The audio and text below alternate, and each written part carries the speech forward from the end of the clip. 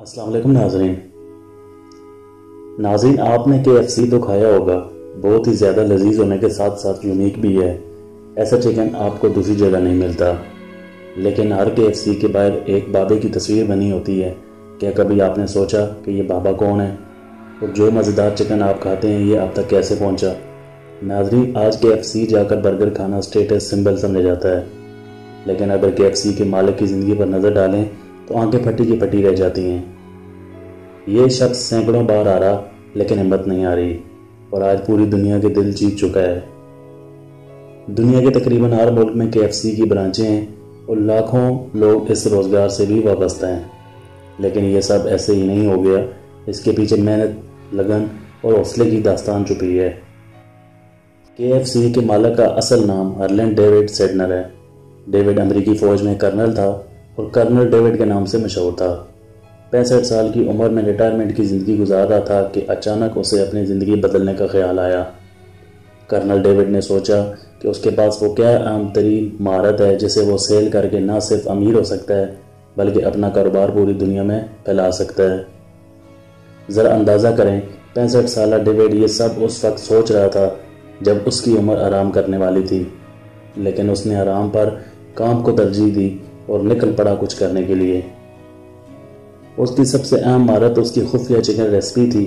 وہ سمجھتا تھا کہ اس جیسا چکن کوئی پکا ہی نہیں سکتا، اس لیے اس نے اپنے اس چکن ریسپی کو کاروبار کا ذریعہ بنانے کا فیصلہ کیا۔ کرنل ڈیوڈ نے اپنی چکن ریسپی کا نام کرنچی فرائیڈ چکن رکھا، جسے عرف عام میں آج کل KFC کے نام سے جانا جاتا ہے۔ کرنل ڈیوڈ اپنا چکن پکاتا اور مختلف ہوٹلوں، گھروں اور ریسٹورنٹس میں جا کر بیچنے کی کوشش کرتا۔ لوگ اس کا مذاق اڑاتے اور باہر کا راستہ دکھاتے۔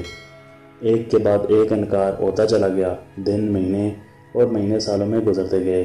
کسی ہوٹل یا ریسٹورنٹ نے کرنل ڈیوڈ کا چکن قبول نہ کیا اور ریجیکٹ کر کے بھگا دیا۔ اگر ہم میں سے کسی کو اتنی ناکامیاں ملتی تو دل چھوڑ کر بیٹھ جاتے اور کوئی کام کرنے کا سوچتے، لیکن یہ کرنل ڈیوڈ تھا۔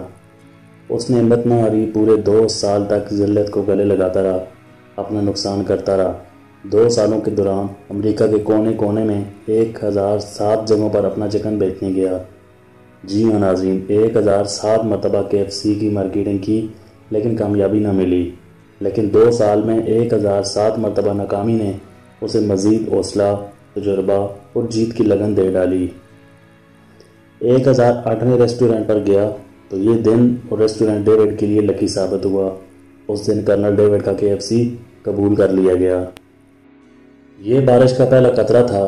اس کے بعد ڈیوڈ نے پیچھے مڑ کر نہیں دیکھا۔ کاروبار ایک علاقے سے شروع ہوا، پوری امریکی ریاست تک پھیل گیا۔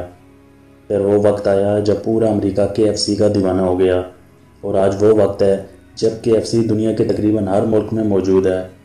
جس بابے کی تصویر آپ کو ہر KFC کے باہر ملتی ہے وہ یہی کرنل ڈیوڈ ہیں۔ ذرا اندازہ کریں، اگر 65 سال کا بوڑھا 2 سال مار کھانے اور 1007 بار ناکام ہونے کے باوجود دنیا کے کامیاب ترین انسانوں میں سے ایک بن سکتا ہے، تو ہمارے پاس تو وقت بھی ہے، ٹیلنٹ بھی ہے اور حالات سے لڑنے کا حوصلہ بھی۔ ہم کیا نہیں کر سکتے؟ کیوں نہ سوچنے شروع کریں اور پھر کچھ کرنا شروع کریں اور پھر کرتے ہی جائیں۔